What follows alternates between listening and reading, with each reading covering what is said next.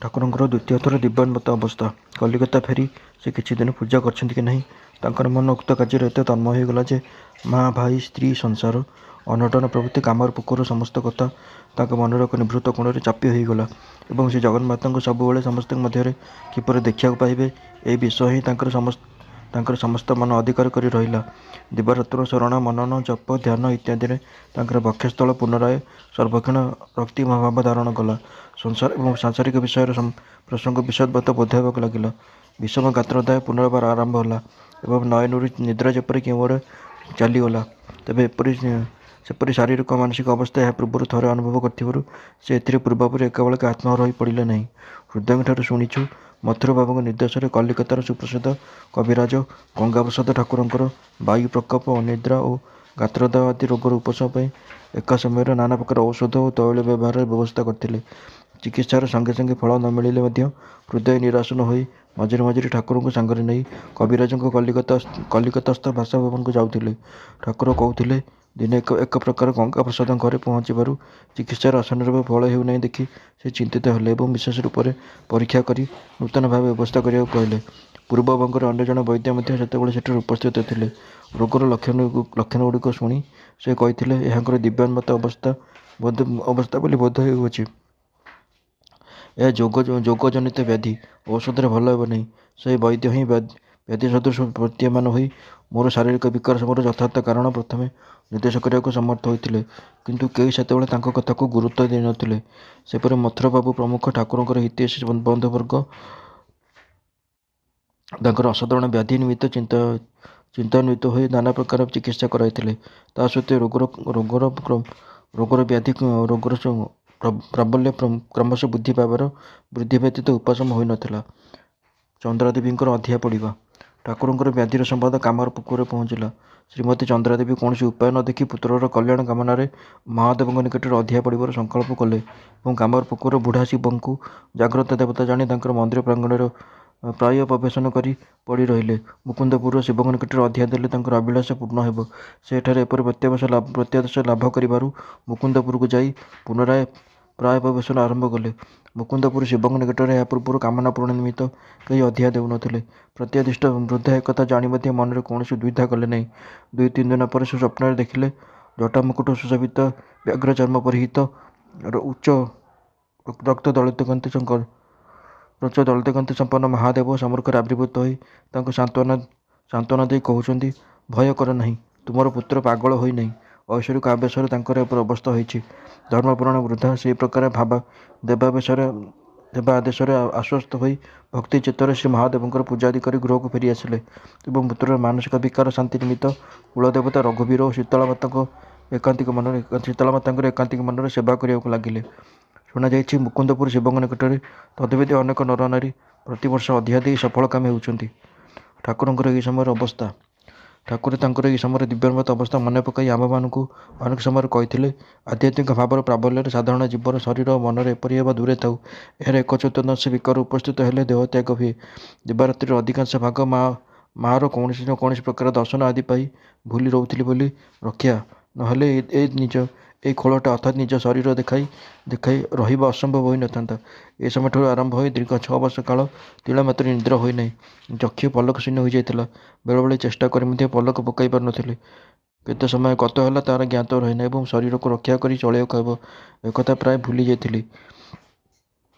ଶରୀର ଆଡ଼କୁ ଯେତେବେଳେ ଟିକିଏ ଅଧିକ ଦୃଷ୍ଟି ପଡ଼ୁଥିଲା, ସେତେବେଳେ ତାହାର ଅବସ୍ଥା ଦେଖି ଅତ୍ୟନ୍ତ ଭୟ ହେଉଥିଲା। ଭାବେ, ପାଗଳ ହେବାକୁ ଯାଉଛି ନା କ'ଣ? ଦର୍ପଣ ସମ୍ମୁଖରେ ଠିଆ ହୋଇ ଆଖିରେ ଆଙ୍ଗୁଳି ଦେଇ ଦେଖେ ଚକ୍ଷୁରେ ପଲକ ପଡ଼ୁଛି କି ନାହିଁ। ଯେତେବେଳେ ମଧ୍ୟ ଚକ୍ଷୁ ସମ୍ଭବରେ ପଲକ ଶୂନ୍ୟ ହୋଇ ରହୁଥିଲା, ଭୟରେ କାନ୍ଦି ପକାଏ ଏବଂ ମା'କୁ କହେ, ମା, ତୋତେ ଡାକିବାର ଓ ତୋ ଉପରେ ଏକାନ୍ତ ବିଶ୍ୱାସ କରି ନିର୍ଭର କରିବାର କ'ଣ ଏଇ ଫଳ ହେଲା? ଶରୀରରେ ବିଷମ ବ୍ୟାଧି ଦେଲୁ। ପୁଣି ପରକ୍ଷଣେ କହୁଥିଲେ, ଯାହା ହେବାର ହେଉ, ଶରୀର ଯାଉ ପଛେ, ତୁ କିନ୍ତୁ ମୋତେ ଛାଡ଼ିବୁ ନାହିଁ। ମୋତେ ଦେଖା ଦେ, କୃପା କର। ମୁଁ ଯେ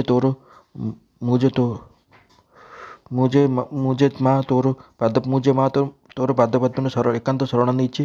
ତୋ ଛଡ଼ା ମୋର ଯେ ଅନ୍ୟ କୌଣସି ଗତି ନାହିଁ। ଏପରି କାନ୍ଦି କାନ୍ଦି ପୁଣି ମନର ଅଦ୍ଭୁତ ଉତ୍ସାହରେ ଉତ୍ତେଜିତ ହୋଇ ଉଠୁଥିଲା।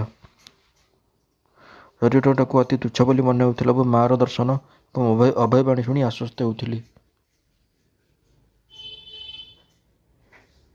ଭାବ ସାଧନରେ ପ୍ରଭୁତ୍ୱ ଠାକୁରଙ୍କର ସ୍ତ୍ରୀ ବେଶ ଗ୍ରହଣ। ମଥୁରା ଭାବ ସାଧନରେ ପ୍ରଭୁତ୍ୱ ହୋଇ ଠାକୁର ସ୍ତ୍ରୀ ଜନଚିତ ବେଶଭୂଷା ଧାରଣ କରିବା ପାଇଁ ବ୍ୟସ୍ତ ହୋଇ ପଡ଼ିଥିଲେ ଏବଂ ପରମ ଭକ୍ତ ମଥୁରା ମୋହନ ତାଙ୍କର ଏପରି ଇଚ୍ଛା ଜାଣିପାରି କେତେବେଳେ ବହୁମୂଲ୍ୟ ବନାରସୀ ଶାଢ଼ୀ ଏବଂ କେତେବେଳେ ଘାଘରା ଓଢ଼ଣୀ ଚୋଲି ପ୍ରଭୃତି ଦ୍ୱାରା ତାଙ୍କୁ ସଜ୍ଜିତ କରି ସୁଖୀ ହୋଇଥିଲେ।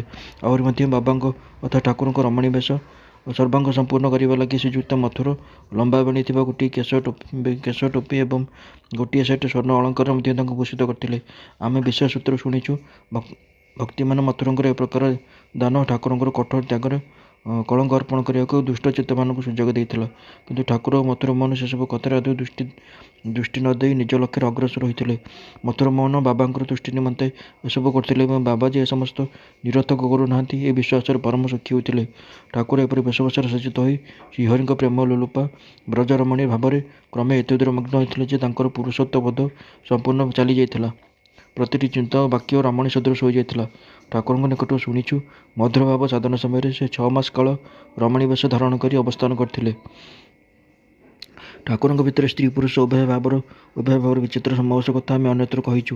ଅତଏବ ସ୍ତ୍ରୀ ବେଶର ଉଦ୍ଦୀପନାରେ ତାଙ୍କ ମନରେ ଯେ ଏବେ ରମଣୀ ଭାବର ଉଦୟ ହେବ, ଏହା ବିଚିତ୍ର ନୁହେଁ। କିନ୍ତୁ ଏହି ଭାବର ପ୍ରେରଣାରେ ତାଙ୍କର ଚାଲିଚଳନ, କଥାବାର୍ତ୍ତା, ହାସ୍ୟ, କଟାକ୍ଷ, ଅଙ୍ଗଭଙ୍ଗୀ ଏବଂ ଶରୀର ଓ ମନର ପ୍ରତ୍ୟେକ ଚେଷ୍ଟା ଯେ ସମ୍ପୂର୍ଣ୍ଣ ଲଳନା ସଦୃଶ ହୋଇ ଉଠିବ, ଏହା କେବେ କଳ୍ପନା କରିନାହିଁ। କିନ୍ତୁ ଏପରି ଅସମ୍ଭବ କଥା ଯେ ବାସ୍ତବରେ ହୋଇଥିଲା, ଏକଥା ଆମେ ଠାକୁର ଓ ହୃଦୟ ଉଭୟଙ୍କ ନିକଟରୁ ଅନେକ ଥର ଶୁଣିଛୁ। ଦକ୍ଷିଣେଶ୍ୱର ଯିବା ଆସିବା ବେଳେ ଆମେ ଅନେକ ଥର ତାଙ୍କ ରଙ୍ଗ ଛଳରେ ସ୍ତ୍ରୀ ଚରିତ୍ରରେ ଅଭିନୟ କରିବାର ଦେଖିଛୁ। ସେତେବେଳେ ତାହା ଏତେ ଦୂର ସର୍ବାଙ୍ଗ ସମ୍ପୂର୍ଣ୍ଣ ହୋଇଥିଲା ଯେ ସ୍ତ୍ରୀ ଲୋକମାନେ ମଧ୍ୟ ଏହା ଦେଖି ଆଶ୍ଚର୍ଯ୍ୟ ହୋଇଯାଇଥିଲେ। ଠାକୁର ଏହି ସମୟରେ ବେଳେବେଳେ ରମଣୀ ରାସମଣୀଙ୍କର ଯାନବଜାର ସ୍ଥିତ ଘରକୁ ଯାଇ ଶ୍ରୀଯୁକ୍ତ ମଥୁରା ମୋହନଙ୍କର ପୁରାଙ୍ଗନାମାନଙ୍କ ସହିତ ବାସ କରିଥିଲେ। ଅନ୍ତଃପୁରବାସୀମାନେ ତାଙ୍କର କାମଗନ୍ଧାନୀ ଚରିତ୍ର ସହିତ ପରିଚିତ ଥାଇ ତାଙ୍କୁ ଦେବତା ସଦୃଶ ଜ୍ଞାନ କରୁଥିଲେ। ଏବେ ତାଙ୍କର ସ୍ତ୍ରୀ ସୁଲଭ ଆଚାର ବ୍ୟବହାର ଏବଂ ମକୋତ୍ରୀବ ସ୍ନେହ ଓ ପରିଚର୍ଯ୍ୟାରେ ମୁଗ୍ଧ ହୋଇ ତାଙ୍କୁ ସେମାନଙ୍କ ମଧ୍ୟରୁ ଜଣେ ବୋଲି ଏତେଦୂର ନିଶ୍ଚୟ ହୋଇଯାଇଥିଲେ ଯେ ତାଙ୍କ ପାଖରେ ଲଜ୍ଜା ସଂକୋଚ ଆଦି ଭାବ ରଖିପାରି ନଥିଲେ। ଠାକୁରଙ୍କ ଶ୍ରୀମୁଖରୁ ଶୁଣିଛୁ, ଶ୍ରୀଯୁକ୍ତ ମଥୁରଙ୍କ କନ୍ୟାଗଣଙ୍କ ମଧ୍ୟରେ କାହାର ସ୍ୱାମୀ ଯଦି କାନବଜାର ଘରେ ଉପସ୍ଥିତ ରହୁଥିଲେ, ଠାକୁର ସେହି କନ୍ୟାର କେଶ ବିନ୍ୟାସ ଓ ବେଶଭୂଷାଦି ନିଜ ହସ୍ତରେ ସମ୍ପାଦନ କରୁଥିଲେ ଏବଂ ସ୍ୱାମୀଙ୍କର ମନୋରଞ୍ଜନର ନାନା ଉପାୟ ତାଙ୍କୁ ଶିଖାଇ ସଖୀ ସଦୃଶ ତାହାର ହାତ ଧରି ସ୍ୱାମୀଙ୍କ ନିକଟରେ ଛାଡ଼ି ଆସୁଥିଲେ। ସେ କହୁଥିଲେ, ସେମାନେ ଯେତେବେଳେ ମୋତେ ସେମାନଙ୍କର ସଖୀ ବୋଲି ବୋଧ କରି କୌଣସି ମତେ ସଂକୁଚିତ ହୋଇନଥିଲେ। ରମଣୀ ବେଶରେ ଥିଲାବେଳେ ଠାକୁରଙ୍କୁ ପୁରୁଷ ବୋଲି ଚିହ୍ନିବା ଦୁଃସାଧ୍ୟ ହେଉଥିଲା। ହୃଦୟ କହୁଥିଲେ, ଏପରି ରମଣୀଗଣେ ପରିବୃତ ହୋଇ ରହିବା ସମୟରେ ଠାକୁରଙ୍କୁ ହଠାତ୍ ଚିହ୍ନିବା ତାଙ୍କର ନିତ୍ୟ ପରିଚିତ ଆତ୍ମୀୟମାନଙ୍କ ପକ୍ଷରେ ଅସମ୍ଭବ ହେଉଥିଲା। ମଥୁରା ବାବୁ ଏହି ସମୟରେ ଥରେ ମୋତେ ଅନ୍ତଃପୁରକୁ ନେଇ ପଚାରିଥିଲେ, କହ ତ, ଏମାନଙ୍କ ମଧ୍ୟରେ ତୁମର ମାମୁଁ କିଏ? ଏତେ ଦିନ ଏକ ସଙ୍ଗେ ରହି ଦିନରେ ତାଙ୍କର ସେବା କରି ମଧ୍ୟ ମୁଁ ସେତେବେଳେ ତାଙ୍କୁ ହଠାତ୍ ଚିହ୍ନି ପାରି ନଥିଲି। ଦକ୍ଷିଣେଶ୍ୱରରେ ଥିଲାବେଳେ ମାମୁଁ ପ୍ରତିଦିନ ସକାଳୁ ଉଠି ଫୁଲ ଚାଙ୍ଗୁଡ଼ି ହାତରେ ନେଇ ଫୁଲ ତୋଳିବା ପାଇଁ ବଗିଚାକୁ ଯାଉଥିବା ବେଳେ ଆମେ ବିଶେଷ ଭାବେ ଲକ୍ଷ୍ୟ କରିଛୁ। ଚାଲିବା ସମୟରେ ସ୍ତ୍ରୀଲୋକ ସଦୃଶ ତାଙ୍କର ବାମ ପାଦ ପ୍ରତିଥର ସ୍ୱତଃ ଆଗକୁ ପଡ଼ୁଛି। ବ୍ରାହ୍ମଣୀ କହୁଥିଲେ, ତାଙ୍କର ଏପରି ଫୁଲ ତୋଳିବା ବେଳେ ତାଙ୍କୁ ଦେଖି ମୋର ବେଳେବେଳେ ସାକ୍ଷାତ ଶ୍ରୀମତୀ ରାଧାରାଣୀ ବୋଲି ଭ୍ରମ ହୋଇଅଛି। ଫୁଲ ତୋଳି ବିଚିତ୍ର ମାଳ ଗୁନ୍ଥି ଏହି ସମୟରେ ପ୍ରତିଦିନ ଶ୍ରୀ ରାଧାଗୋବିନ୍ଦଜୀଙ୍କୁ ସଜ୍ଜିତ କରୁଥିଲେ ଏବଂ ବେଳେବେଳେ ଶ୍ରୀ ଜଗଦମ୍ବାକୁ ଏପରି ସଜାଇ କାତ୍ୟାୟନୀଙ୍କ ନିକଟରେ ବ୍ରଜଗୋପୀମାନଙ୍କ ପରି ଶ୍ରୀକୃଷ୍ଣଙ୍କୁ ସ୍ୱାମୀ ରୂପରେ ପାଇବା ନିମିତ୍ତ ପ୍ରାର୍ଥନା କରୁଥିଲେ। ମଧୁର ଭାବ ସାଧନରେ ଶ୍ରୀଯୁକ୍ତ ଠାକୁରଙ୍କର ଆଚରଣ ଓ ଶାରୀରିକ ବିକାର ସମୂହ ଏପରି ସେ ଜଗଦମ୍ବାଙ୍କର ସେବା ପୂଜାଦି ସମ୍ପାଦନ ପୂର୍ବକ ଶ୍ରୀକୃଷ୍ଣଙ୍କର ଦର୍ଶନ ଏବଂ ତାଙ୍କୁ ନିଜର ପତି ରୂପରେ ପ୍ରାପ୍ତ ହେବାର ମାନସରେ ଠାକୁର ଏତିକିବେଳେ ଅନନ୍ୟ ଚିତ୍ତରେ ଶ୍ରୀଯୁଗଳ ପାଦପଦ୍ମ ସେବାରେ ରତ ହୋଇଥିଲେ ଏବଂ ଆଗ୍ରହ, ପ୍ରାର୍ଥନା ଓ ପ୍ରତୀକ୍ଷାରେ ଦିନ ପରେ ଦିନ ଅତିବାହିତ କରିଥିଲେ। ଦିନ କିମ୍ବା ରାତି କୌଣସି ସମୟରେ ତାଙ୍କର ହୃଦୟରେ ସେହି ଆକୁଳ ପ୍ରାର୍ଥନାର ବିରାମ ହେଉନଥିଲା ଏବଂ ଦିନ, ପକ୍ଷୀ ଓ ମାସାନ୍ତରେ ମଧ୍ୟ ଅବିଶ୍ୱାସ ପ୍ରସୂତ ନୈରାଶ୍ୟ ଆସି ତାଙ୍କ ହୃଦୟକୁ ଉକ୍ତ ପ୍ରତୀକ୍ଷାରୁ ବିଚଳିତ କରିପାରୁ ନଥିଲା। କ୍ରମେ ଉକ୍ତ ପ୍ରାର୍ଥନା ଆକୁଳ କ୍ରନ୍ଦନରେ ଉକ୍ତ ପ୍ରାର୍ଥନା ଉନ୍ମାଦ ସଦୃଶ ଉତ୍କଣ୍ଠା ଓ ଚଞ୍ଚଳତାରେ ପରିଣତ ହୋଇ ତାଙ୍କର ଆହାର ନିଦ୍ରାର ଲୋପ ସାଧନ କରିଥିଲା। ପୁଣି ବିରହ ବିଷୟରେ କ'ଣ ବା କୁହାଯିବ? ଏକାନ୍ତ ପ୍ରିୟଜନ ସହିତ ସର୍ବଦା ଭାବରେ ସମ୍ମିଳିତ ହେବାର ଅସୀମ ଲାଳସା ନାନା ବାଧାବିଘ୍ନରେ ପ୍ରତିରୋଧ ହେଲେ ମାନବର ହୃଦୟ ଓ ମନକୁ ମନ୍ଥିତ କରି ଶରୀର ଓ ଇନ୍ଦ୍ରିୟକୁ ବିକଳ କଲା ଭଳି ଯେଉଁ ଅବସ୍ଥା ଆନୟନ କରେ, ସେହି ବିରହ ଠାକୁରଙ୍କଠାରେ ଉପସ୍ଥିତ ହୋଇଥିଲା। ତାହା ତାଙ୍କଠାରେ ଅସହ୍ୟ ଯନ୍ତ୍ରଣାର କାରଣ ସ୍ୱରୂପ କେବଳ ମାନସିକ ବିକାର ରୂପରେ ପ୍ରକାଶିତ ହୋଇ ଉପଶାନ୍ତ ହୋଇନଥିଲା, କିନ୍ତୁ ସାଧାରଣ କାଳର ପୂର୍ବାବସ୍ଥାରେ ଅନୁଭୂତ ପ୍ରଚଣ୍ଡ ଶାରୀରିକ ଉତ୍ତାପ ଓ ଜ୍ୱାଳା ରୂପରେ ପୁନଃ ଆବିର୍ଭୂତ ହୋଇଥିଲା। ଠାକୁରଙ୍କ ଶ୍ରୀମୁଖରୁ ଶୁଣିଛି, ଠାକୁର ଶ୍ରୀକୃଷ୍ଣ ବିରହର ପ୍ରବଳ ପ୍ରବାହରେ ଏ ସମୟରେ ତାଙ୍କ ଶରୀରର ଲୋମକୂପ ଦେଇ ସମୟ ସମୟରେ ବିନ୍ଦୁ ବିନ୍ଦୁ ରକ୍ତ ନିର୍ଗତ ହେଉଥିଲା। ଦେହର ଗ୍ରନ୍ଥିସମୂହ ଭଗ୍ନପ୍ରାୟ ଶିଥିଳ ହୋଇଯାଇଥିଲା ଏବଂ ହୃଦୟର ଅସୀମ ଯନ୍ତ୍ରଣାରେ ଇନ୍ଦ୍ରିୟଗୁଡ଼ିକ ନିଜର କାର୍ଯ୍ୟରେ ବିରତ ହେବାରୁ ଶରୀର ବେଳେବେଳେ ମୃତବତ୍ ନିଶ୍ଚେତ ଓ ସଂଜ୍ଞାଶୂନ୍ୟ ହୋଇ ପଡ଼ି ରହୁଥିଲା।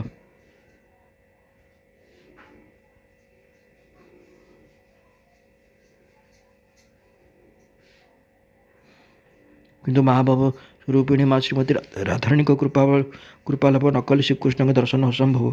ଏକଥା ବୁଝିପାରି ଠାକୁର ବର୍ତ୍ତମାନ ତଦ୍ଗତ ଚିତ୍ତରେ ତାଙ୍କର ଉପାସନାରେ ପ୍ରବୃତ୍ତ ରହିଲେ। ତାଙ୍କର ପ୍ରେମଘନ ମୂର୍ତ୍ତିର ସ୍ମରଣ ମନନ ଓ ଧ୍ୟାନରେ ନିରନ୍ତର ମଗ୍ନ ହୋଇ ତାଙ୍କର ଶ୍ରୀପାଦପଦ୍ମରେ ହୃଦୟର ଆକୁଳ ଆବେଗ ଅବିରାମ ନିବେଦନ କରିବାକୁ ଲାଗିଲେ। ଫଳରେ ଅଳ୍ପ କିଛି ଦିନ ମଧ୍ୟରେ ସେ ଶ୍ରୀରାଧାଙ୍କ ଦର୍ଶନ ଲାଭ କଲେ। ଅନ୍ୟାନ୍ୟ ଦେବାଦେବୀଙ୍କ କ୍ଷେତ୍ରରେ ଠାକୁର ଏହା ପୂର୍ବରୁ ଯେପରି ପ୍ରତ୍ୟକ୍ଷ କରିଥିଲେ, ସେପରି ଏ ଦର୍ଶନ କାଳରେ ମଧ୍ୟ ଏହି ମୂର୍ତ୍ତି ଠାକୁରଙ୍କର ନିଜ ଅଙ୍ଗରେ ସମ୍ମିଳିତ ହୋଇଗଲେ। ଏ ଦର୍ଶନ ପରେ ଠାକୁର କିଛି ଦିନ ପାଇଁ ନିଜକୁ ଶ୍ରୀମତୀ ରାଧା ରୂପେ ଉପଲବ୍ଧି କରିବାକୁ ଲାଗିଲେ। ନିଜକୁ ପ୍ରକୃତି ବୋଲି ଭାବି ସେ ଏହି ସମୟରେ ଏତେ ତନ୍ମୟ ହୋଇଯାଇଥିଲେ ଯେ ସ୍ୱପ୍ନରେ ବା ଭ୍ରମରେ ମଧ୍ୟ କେବେହେଲେ ନିଜକୁ ପୁରୁଷ ବୋଲି ଭାବି ପାରୁନଥିଲେ। ଏହିପରି ଠାକୁରଙ୍କ ପତି ଭାବରେ ଈଶ୍ୱରପ୍ରେମ ବର୍ତ୍ତମାନ ପରିଶୁଦ୍ଧ ଓ ଘନୀଭୂତ ହୋଇଉଠିଲା ଏବଂ ସେ ପୂର୍ବୋକ୍ତ ପ୍ରକାରେ ବ୍ରଜେଶ୍ୱରୀ ଶ୍ରୀମତୀ ରାଧାରାଣୀଙ୍କ କୃପା ଅନୁଭବ କରି ଏହି ପ୍ରେମର ପ୍ରଭାବରେ ସ୍ୱଳ୍ପକାଳ ମଧ୍ୟରେ ସଚ୍ଚିଦାନନ୍ଦ ବିଗ୍ରହ